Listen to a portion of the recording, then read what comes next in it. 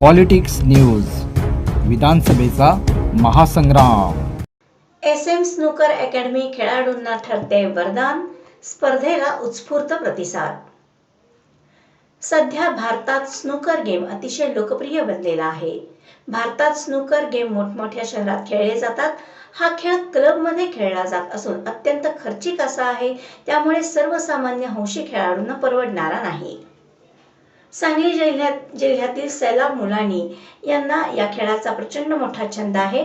खेळाडूंच्या अंगी असणाऱ्या कलागुणांना वाव देण्यासाठी त्यांनी SM स्नूकर अकॅडमीतर्फे स्नूकर स्पर्धा आयोजित केली.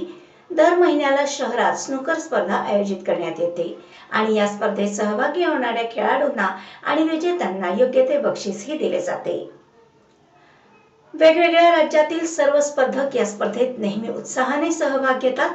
14 ते 17 नोव्हेंबर रोजी SM स्नूकर अकॅडमी मध्ये स्पर्धा संपन्न झाली.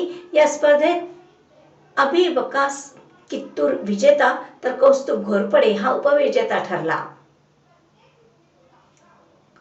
या स्पर्धेत टॉप 8 मध्ये आदित्य सांगावकर, कौस्तुभ घोरपडे, अभिवकास कित्तूर, अनुज कक्कड, अहमद रजा मुजावर, अंकुश खैरमोडे, शोएब सय्यद, फरहान पठाण या स्पर्धकांनी सहभाग घेतला होता.